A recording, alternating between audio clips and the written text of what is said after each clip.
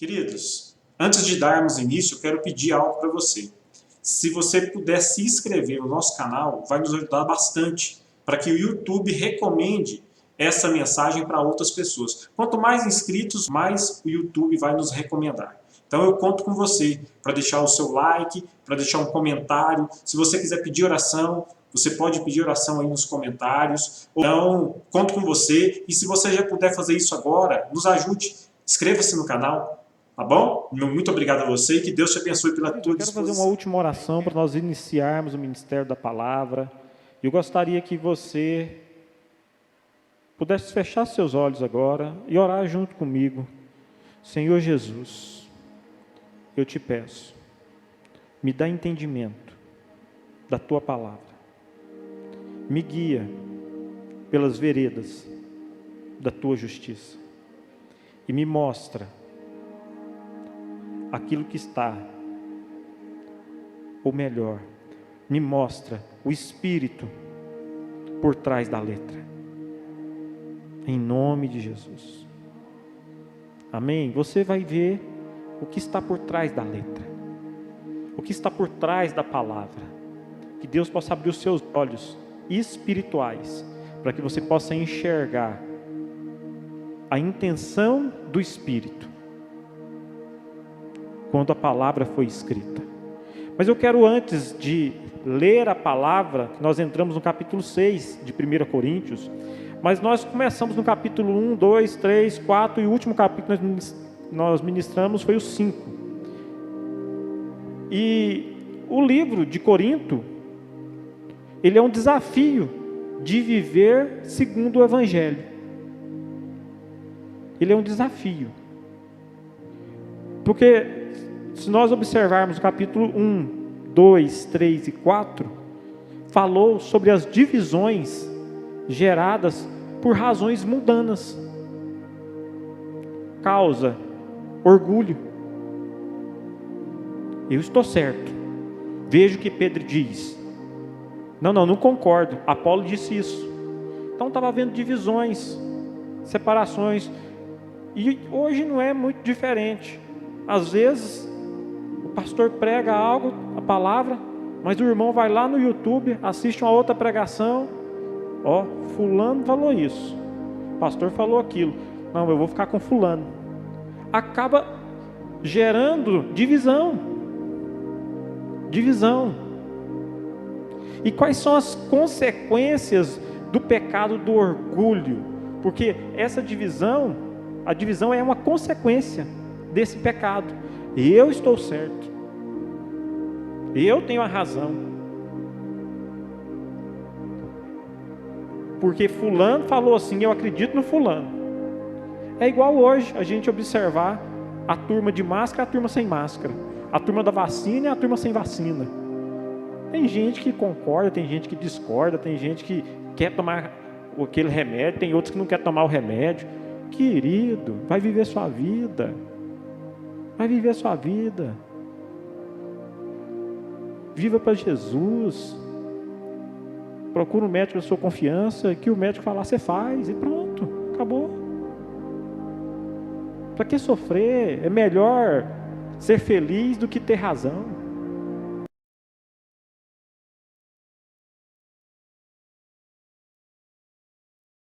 A ira, a indignação, vai te levar para onde?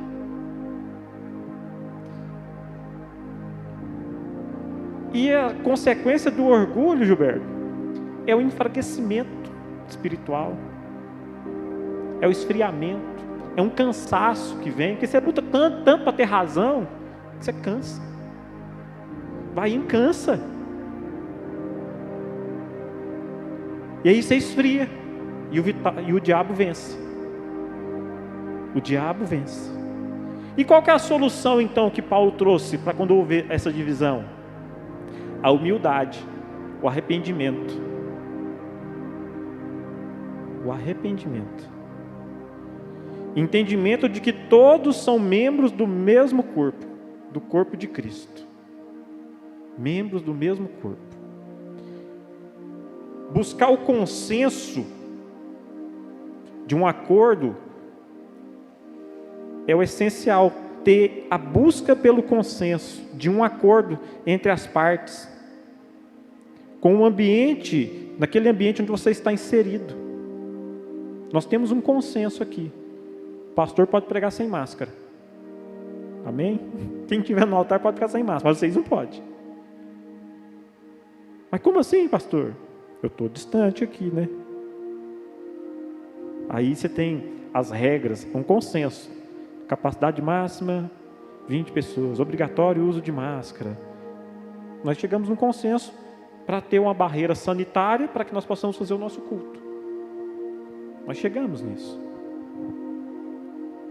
Agora, muitas das vezes o olho que cuida de enxergar quer falar para o nariz: ô, o cheiro está ruim, eu não aguento isso não.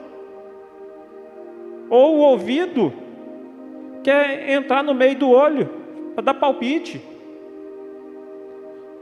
Queridos, nós somos corpo de Cristo, cada um tem a sua função. É isso que Paulo estava falando. Cada um tem a sua função. As diferenças sempre vão existir no corpo, mas cada um dentro da sua função. É isso que Paulo estava falando para Coríntios, que aquela divisão que eles estavam tendo não precisava daquilo, porque eles são membros do mesmo corpo, que é o corpo de Cristo, e sempre vai haver diferenças no corpo. Nem todos os dedos são iguais. Agora, quando a gente entra no capítulo 5, a gente vê que, além de divisões, eles tinham também a depravação sexual instalada naquela igreja. E qual que era a causa dessa depravação? A deformação da estrutura familiar. A deformação da estrutura familiar. Porque o pai, Paulo fala que um dos rapazes estava dormindo com a mãe do pai. Então quer dizer que não era mãe dele, era madrasta. Então quer dizer que o pai era divorciado. Então quer dizer que ele não teve uma estrutura de família. E aí você observa que a família, quando ela não tem uma estrutura, espiritualmente, isso não é regra, tá? Isso não é uma regra, mas na maioria dos casos, se você observar como nós temos andado, e nós temos atendido vários casos, a gente observa que a maioria dos problemas são de disfunção dentro do lar, é por conta da estrutura familiar deformada. Deformada. Uma estrutura deformada, agora não quer dizer que tem o pai e a mãe, vai dar certo. Porque tem muito pai, tem muita mãe, presente, mas ausente nas emoções, ausente no carinho, nas necessidades. Ele pode suprir as necessidades materiais, mas as espirituais ele não supre. E não adianta. Pai, ele tem que agir espírito, alma e corpo. Ele tem que suprir a vida espiritual, ele tem que suprir as emoções e ele tem que suprir o físico. Por isso que ele é pai.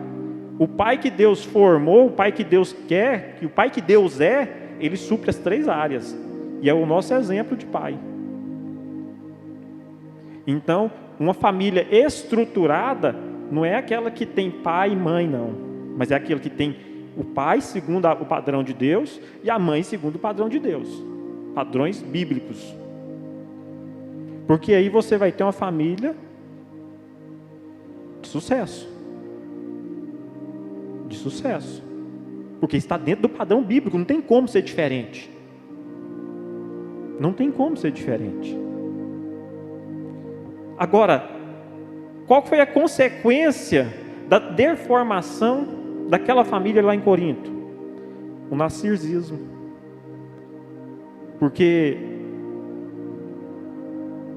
a pessoa quer ter o prazer pelo prazer, por conta de que lá atrás, na infância dela, ela não teve não é comportamento, ela não teve as suas necessidades espirituais, emocionais supridas. Por falta de suprir essas necessidades, a pessoa começa a olhar para o outro como o objeto para a satisfação própria. Um exemplo claro que nós temos é o livro onde tem aquele personagem Dom Juan. Eu esqueci o sobrenome, Dom Juan de Casmurro, não lembro. Alguém pode me ajudar aí? Você sabe qual que é o livro? Delamarque. O que ele é? Ele é um sedutor. Ele chega para a mulher, vê a carência da mulher, fala tudo que a mulher quer ouvir. É o maior galanteador. Ele vai ver as frustrações que ela tem e vai seduzi-la, porque ele vai dar tudo pelas palavras que ela quer ouvir. Mas depois que ele consegue, ela já não satisfaz mais ele. Ele joga fora e vai para outra. Porque ele quer só o prazer pelo prazer. Ele busca fazer o outro como objeto do seu próprio prazer. E na maioria das vezes, quem é narcisista não reconhece isso. Ele nega isso. Ele não aceita. Mas isso é um outro caso. Isso aí Freud explica depois. Mas a consequência, então, que ele estava vivendo era o quê? Uma libertinagem. E o que é libertinagem, pastor? Comportamento de pessoas que se entregam demasiadamente aos prazeres sexuais. Descrença em relação aos preceitos religiosos oficialmente regulamentados. E qual foi a solução que Paulo deu? Afastar daquele irmão. Entregar aquele irmão para que Satanás trate a carne dele. Para ver se salva o espírito. É o que a gente viu na pregação passada. E orar para que ele seja restaurado. E reintegrado novamente à igreja. Mas até então, a orientação é que nós não devemos nem sentar e comer junto com ele. Ao contrário de uma pessoa que já está no mundo. Porque aquela pessoa que já vive desse jeito no mundo, Deus é que trata com ela. Mas se uma pessoa que se diz irmão está dentro da igreja, faz esse tipo de situação, quem tem que olhar é a própria igreja. Agora, é Deus quem julga o ímpio, mas é a igreja que disciplina o membro. E aí nós chegamos no capítulo 6, que é o que nós vamos ministrar hoje, aonde nessa sequência, porque uma carta, ela não é dividida em capítulos, a gente está vendo capítulos aqui porque alguém dividiu para facilitar, mas Paulo escreveu essa carta doutrinária, com ensinamentos. Para nós não tinha, quando ele escreveu, ele não dividiu o capítulo 1, 2, versículo. Então nós estamos agora entrando na parte onde Paulo vai falar sobre a briga, o litígio entre os irmãos. O que estava ocorrendo, além dessa questão, porque ele pegou e tratou assim, vocês estão tendo divisões, vocês estão tendo pessoas... e detalhe, os coríntios estavam achando lindo aquele cara ter tido relacionamento com o pai, com a mulher do pai, porque a graça permite.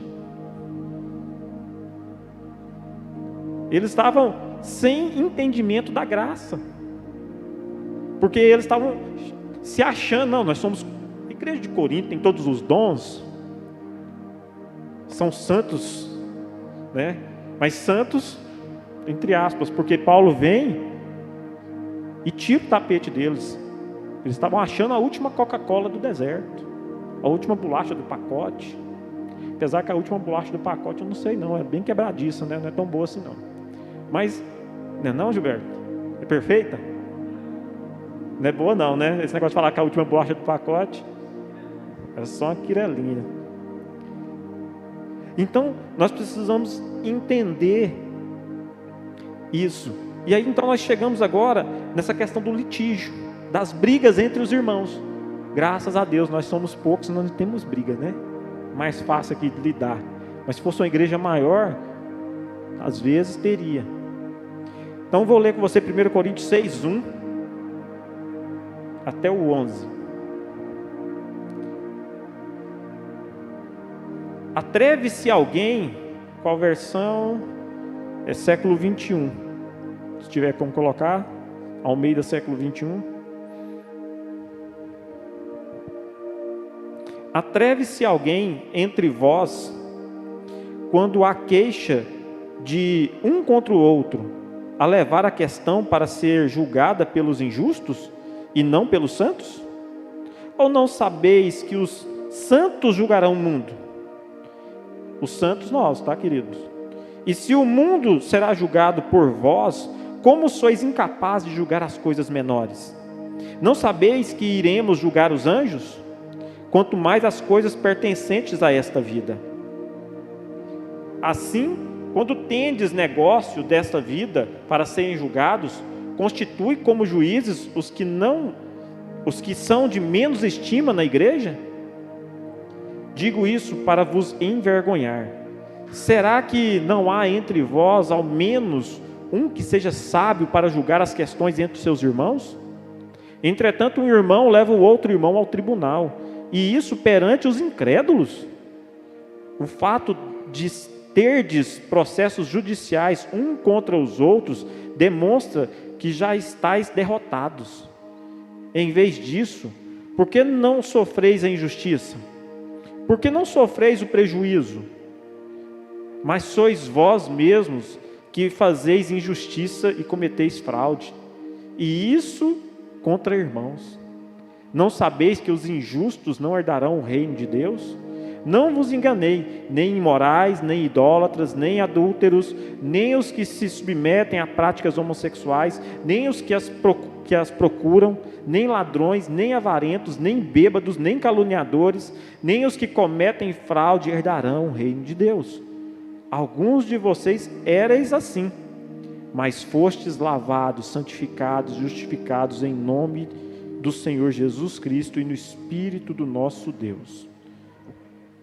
Brigas constantes entre irmãos que iam para os tribunais, negócios mal resolvidos que iam para tribunal. Ir ao tribunal, querido, cristão, levar cristão ao tribunal, irmão ao tribunal, é pior do que ter crucificado Jesus.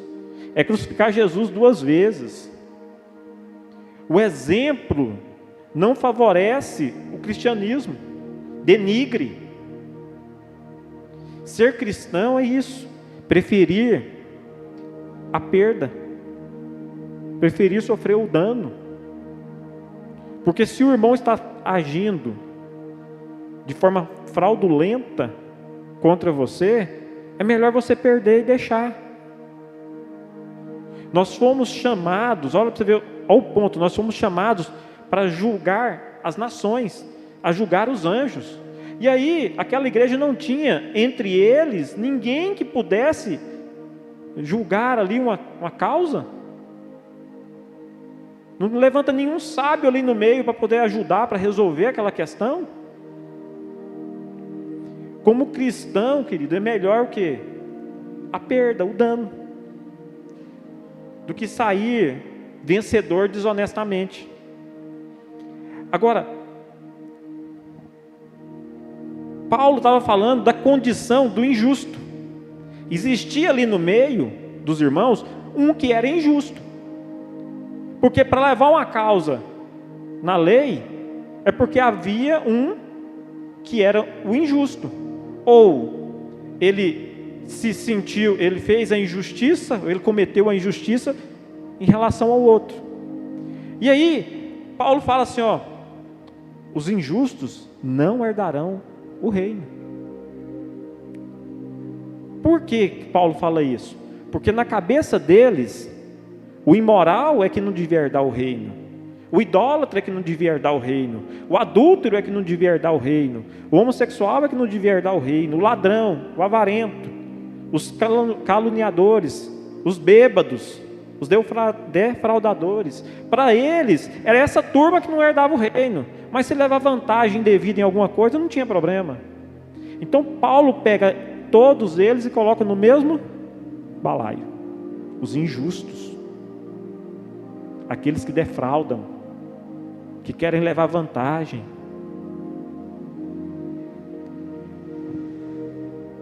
E aí Paulo fala assim, mas algumas pessoas eram assim, mas agora não são mais, pois foram lavados, santificados e justificados. O que Paulo está falando é que tinha no meio deles imorais, e não são mais. Que tinha no meio deles adúlteros, e não são mais. Que tinha no meio deles ladrões, e não são mais. Que tinha no meio deles homossexuais, e não são mais. Que tinham caluniadores, e não são mais. É isso que Paulo está falando. Por que não tem mais? Porque eles foram lavados, santificados e justificados pelo sangue de Jesus. Então não é para ter no vosso meio injustos também. Não era para vocês irem para levar a sua causa para um tribunal. 2 cristãos, um dando mais mau exemplo do que o outro. Que cristianismo nós vamos estar pregando? Um patrão que defrauda o funcionário, que não paga os direitos do funcionário. Está na lei, tem que pagar, querido. Fazer o quê? Crente que compra e não paga. Você comprou, tem algum problema? Vai lá, conversa. Resolve, enfrenta. Não tem dinheiro, não compra. Pastor, mas é comida. Pede. A igreja está aqui para ajudar. Porque a questão é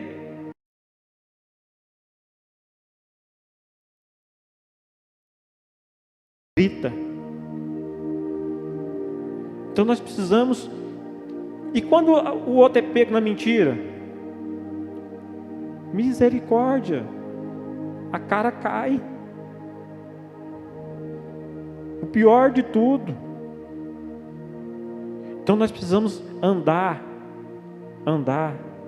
com as coisas, como cristão que somos, certas.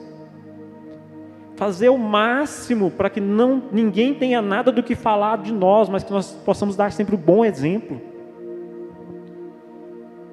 E aí Paulo entra no versículo 12. Na verdade eu vou entrar no versículo 12, né, porque Paulo não colocou o versículo. Diz assim: todas as coisas, um versículo que todo mundo gosta, né? Todas as coisas me são permitidas, mas nem todas são proveitosas. Todas as coisas me são permitidas, mas eu não me deixarei dominar por nenhuma delas. Os alimentos são para o estômago e o estômago para os alimentos. Deus, porém, destruirá tanto um quanto o outro. Mas o corpo não é para a imoralidade, e sim para o Senhor, e o Senhor para o corpo. Deus não somente ressuscitou o Senhor, mas também nos ressuscitará pelo seu poder. Não sabeis que vossos corpos são membros de Cristo? Tomareis o membro de Cristo e farei deles membros de uma prostituta? De modo nenhum. Ou não sabeis que quem se une a uma prostituta torna-se um corpo com ela? Como se disse, os dois serão uma só carne. Mas quem se une ao Senhor é um espírito com Ele. Fugir da imoralidade. Qualquer outro pecado que o homem comete é fora do corpo, mas quem pratica a imoralidade peca contra seu corpo. Ou não sabeis que o vosso corpo é santuário do Espírito Santo, que habita em vós, o qual tendes da parte de Deus, e o qual não sois de vós mesmos, pois fostes comprados por preço. Por isso glorificai a Deus no vosso corpo. Amém? Tudo é permitido, não existe restrição, mas nem tudo convém fazer. Nem tudo convém fazer. O excesso faz mal. O excesso da bebida embriaga. O excesso dos jogos, que seja de baralho, que seja de videogame, que seja de futebol. Eu lembro que antigamente a Assembleia de Deus proibia os homens de jogar futebol. Eu lembro porque minha mãe contava, minha mãe nunca foi à Assembleia, mas tinha muitos parentes que não podia, era pecado jogar bola. Não é pecado jogar bola, querido. O pecado é você colocar a bola no lugar de Deus. O pecado é você abrir mão de cultuar a Deus para assistir um jogo. Porque se você observar hoje, os estádios viraram templos. As torcidas tem uma que chama até fiel. São fiéis. E os jogadores são seus deuses, os ídolos. Então, e tem gente que mata por um time. Ao ponto que chegamos. Tem gente que mata por um time. Agora, talvez o seu excesso seja ver imagens sensuais. E aquela imagem sensual chama outra imagem sensual, que chama outra, que chama agora imagem erótica. Aí de erótica já passa para imagem pornográfica e a coisa só aumenta. Aí entra num vício. Por quê? Porque o excesso leva ao vício. O excesso leva à escravidão. Estava conversando com o meu cabeleireiro ontem, inclusive ele está aqui, a respeito de bebida. Eu falei para ele que eu nunca tinha posto álcool na boca. Aí ele concordou dizendo que é só começar. Não é, seu Joel? É só começar. Se você começa para poder entrar no alcoolismo, é daqui para ali. É daqui para ali. Porque como você começou um dia, é igual a droga. É só um tapa. Um tapa vira 2 tapas, 3 tapas, aí vai para a cocaína, vai para o crack. E pronto. Por quê? Porque chega um momento que aquele tapa já não resolve mais a sua angústia. Que aquele trago ali já não resolve mais a situação emocional que você está nela, que agravou. Você precisa de algo mais forte. Que aquele copo só de vinho já não dá mais. Você precisa já de 2 taças. Na hora que você vê, você está com um garrafão. Porque você aprendeu esse método de compensação da sua frustração no vício, nas coisas que aliviam. Tem gente que o vício dele é o trabalho. Trabalhar é o vício. Por quê? Não quer chegar em casa. Muitos homens ficam trabalhando até mais tarde, espera a esposa dormir para ele chegar e sair outro dia cedo, porque não consegue conviver. E aí viciou no trabalho. Tem outros que é a igreja. Fala para o marido: vou para a igreja, não aguento ficar com você aqui em casa. E vai para a igreja, vai orar, fica lá o dia inteiro. Inventa 1001 atividades dentro da igreja para fazer, para não ter o convívio. Não está errado ter atividade na igreja, mas o motivo, querido, a questão é a motivação. A motivação. E o vício, então, são o quê? Fugas da realidade. Fuga de um relacionamento ruim, fuga de uma traição, fuga. Vícios são compensações das frustrações mal resolvidas. Tem gente que tem vício em se isolar, você acredita? Se isola do mundo, não quer contato com ninguém, e acha bom. Solitude é bom, isolamento não. Solitude é aquele tempo que você tem com Deus, e ponto. Isolamento é aquele tempo que você tem consigo mesmo e que não quer se relacionar com mais ninguém, a não ser consigo mesmo. Narcisismo. Se ama tanto. A graça, e aí eu entro na graça. A graça não dá o direito do cristão pecar. Não é porque você está na graça que você... A graça é o perdão para os nossos pecados. A graça é o poder de Deus agindo na regeneração do homem caído. A graça é a atuação do Espírito Santo no homem, o capacitando dia após dia na sua libertação. Porque o homem sem graça, ele é escravo do pecado, ele é escravo do vício. Só que o homem, quando ele aceita Jesus, não quer dizer que ele já é liberto, porque a legalidade, Satanás, ele trabalha em cima de legalidade. Ele aceitou Jesus, então ele está livre. Não, o homem tem que exercer a sua autoridade, agora a sua fé, para ele ser livre. Ele tem que parar com aquela prática, ele tem que decidir parar para que a graça haja na vida dele. Então a graça, ela também capacita o homem a ter fé. A graça também capacita o homem a ser regenerado, a ter um novo espírito, a nascer de novo. E a graça produz santificação na vida do homem. Ela vai caminhando. A cada dia aquele homem se torna a sua melhor versão diante de Deus. A cada dia aquele homem, aquela mulher vai se tornando a melhor versão. E a graça nos traz a justificação. É imputado a nós a justiça de Jesus. Nós não merecemos, mas é imputado, é nos dado a justiça de Jesus, porque Ele morreu por nós. E aí, quando o nosso inimigo chegar diante de Deus para nos acusar, nós temos um advogado, porque aí a acusação não vale. Maldição sem causa não tem onde pousar, querido. Maldição sem causa, ela não pega, não tem brecha, não vai atingir. E a Bíblia fala que aquele que é nascido de Deus, Deus o guarda, e o maligno não lhe toca. 1 João 5,18. Então a graça é isso. A graça não é o direito. Não, eu estou salvo porque eu vivo na graça, eu posso pecar. Não é isso, graça não é isso. Nós somos individualmente agora templos do Espírito Santo.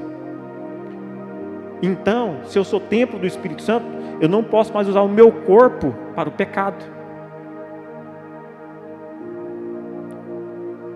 O meu corpo agora, ele foi comprado por Jesus. Ou seja, o seu corpo não é seu, é de Jesus. Se você está na graça, o seu corpo não é seu, é de Jesus. E você é templo e habitação do Espírito Santo. E o que você tem feito com o templo e a habitação do Espírito Santo? O meu corpo precisa estar imaculado para o dia da ressurreição. Jesus não vai ressuscitar um corpo imundo. Ele vai ressuscitar um corpo ressurreto. Ele vai te dar um corpo que não corrompe, que não tem pecado. Individualmente somos templo do Espírito Santo, mas coletivamente somos igreja e corpo de Cristo. O Espírito Santo que habita em nós nos faz corpo de Cristo, no coletivo, como igreja. E o meu corpo agora é parte de algo maior, que é onde Cristo é a cabeça, a igreja. Por isso que não tem como ficar sem congregar, porque o que vai para o céu é o corpo de Cristo. Ah, pastor, eu congrego em casa. Eu sei mais quem? Olha, eu tenho 5 lá, né? Eu, minha esposa, meus meninos. Deu uma igreja, deu uma congregaçãozinha, né? E quem que é o meu pastor? Aí eu mesmo. A Bíblia fala, esses que pastoreiam a si mesmos, né? Pastoreiam pelo seu próprio interesse. Nós precisamos ter pessoas que nos conduzem.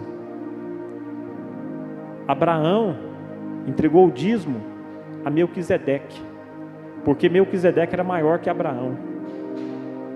Sempre você vai ter que reconhecer alguém maior do que você para andar.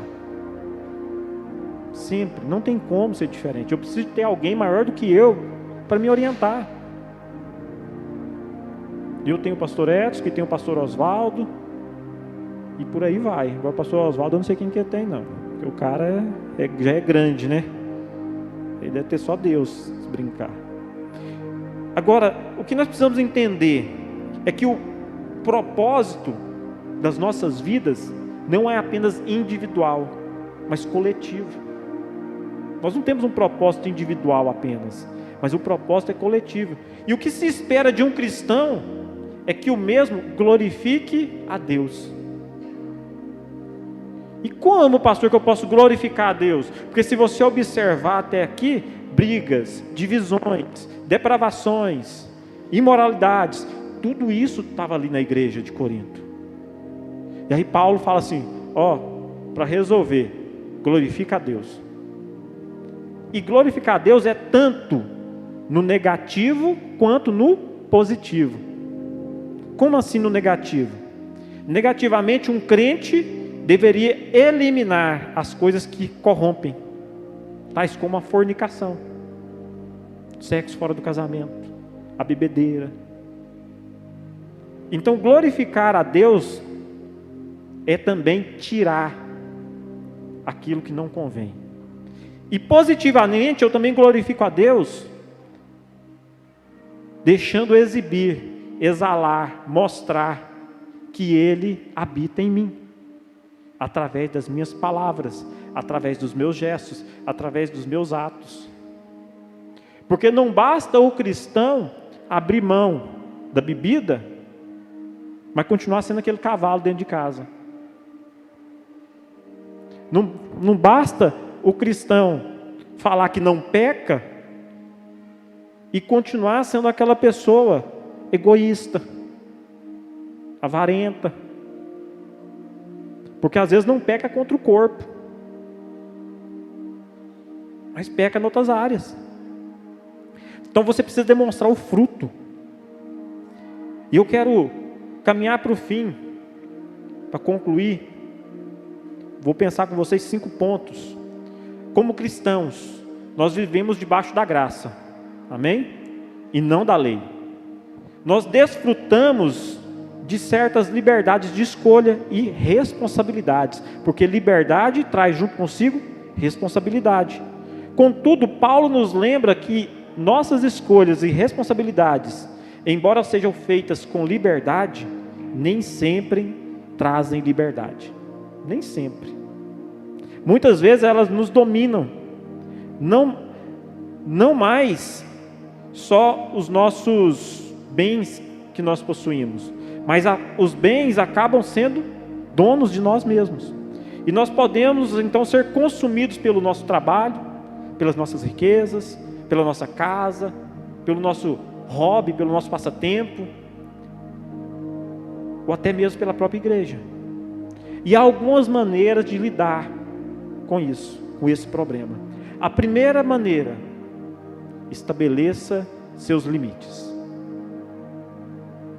Estabeleça seus limites. Você precisa estabelecer limites para a sua vida. Com o que você de fato lida? O que está fundamentando? O que está fundamentado em dados reais hoje? Como que está mesmo a sua vida? Estabeleça limites. Segundo, dê tempo ao tempo. Antes de tomar decisões e assumir responsabilidades. Mais cedo ou mais tarde, você precisará tomar resoluções daquilo que você escolheu, das suas escolhas. Talvez você fale um sim que você não pode cumprir depois. Aparece uma proposta muito boa, aí você fala, sim, eu quero.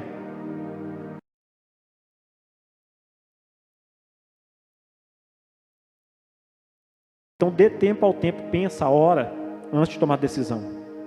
Estabeleça seus limites, dê tempo ao tempo, ora, pensa a respeito. Terceiro, preste atenção na concordância ou na divergência de opinião com seu cônjuge, com seu amigo mais próximo, com sócio, com discipulador. É prudente tomar decisões com consenso mútuo. Decisões, a Bíblia fala que A sabedoria, ela está na multidão de conselheiros. Não toma uma decisão por si só. Procure outras pessoas cristãs. Quarto, ao gerenciarmos a responsabilidade que estamos assumindo, do que estamos dispostos a abrir mão. Assumir novas obrigações significa trocar uma série de problemas por outro. Estamos preparados para isso? Você está preparado? E por último, 4, gerenciar a responsabilidade. Gerenciar a responsabilidade você está assumindo, ou seja, você vai estar pegando uma responsabilidade e às vezes você vai ter que abrir mão de outra. Você está preparado para essa troca? E quinto, comprometa-se a abrir mão de uma responsabilidade, assim como você se compromete a assumir uma responsabilidade. Porque tem gente que quer abraçar tudo, tem gente que quer tudo para ele. Eu dou conta. Tem muita coisa que o goiano fala que não dá conta, né? Mas tem goiano que só fala que dá conta. E aí ele quer tudo, e ele não consegue abraçar tudo, e não quer deixar para as outras pessoas fazerem também.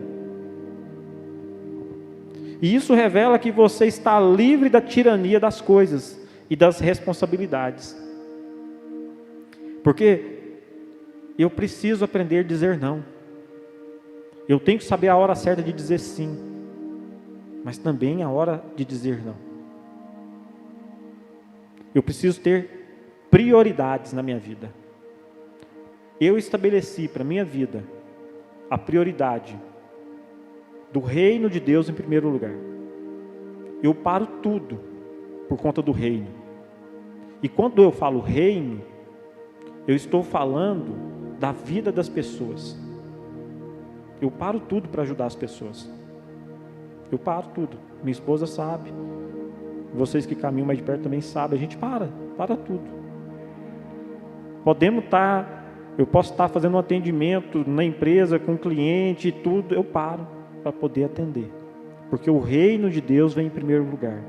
A vida das pessoas vem em primeiro lugar. É claro que a sua meta principal é Deus, amar a Deus sobre todas as coisas. E aí, consequentemente, ao próximo como a si mesmo. Isso é reino. Isso é reino. Viver o reino de Deus. Viver em função de ajudar o próximo. Viver dando fruto. Gerando fruto, querido. Não tem recompensa melhor do que gerar fruto. De ser útil. De ser útil. De se sentir produtivo. Talvez você ainda não teve essa experiência. Porque talvez você só deu trabalho até hoje. E não produziu nada. E aí está perto de Jesus chegar e falar assim: que planta que é essa que está aqui no meio da minha videira? É uma figueira. Pegar, olhar, mas não tem fruto nessa figueira. Aí o agricultor fala para ele assim, e Jesus fala: não, arranca esse negócio daí, que não tem jeito não. E o agricultor fala: não, me dá mais um ano.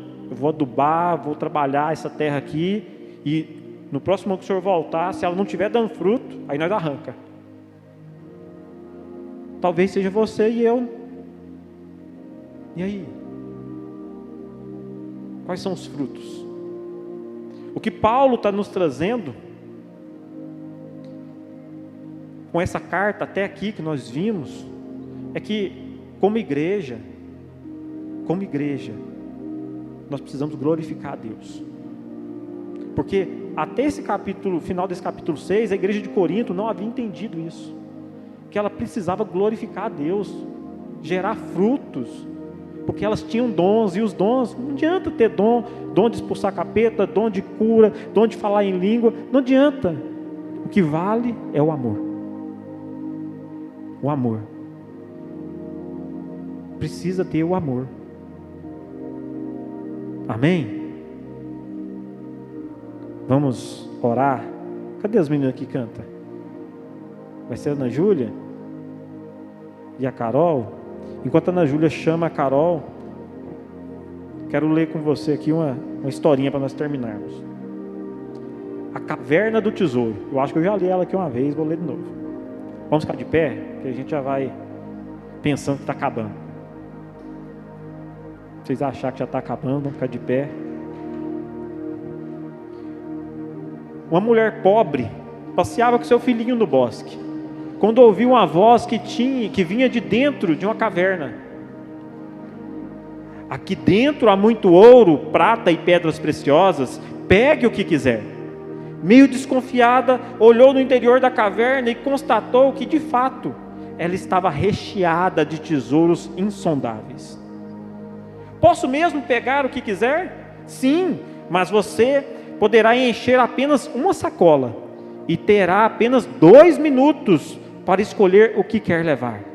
Depois desse tempo, saia correndo, pois a caverna se fechará para sempre, com tudo que ainda estiver aqui dentro.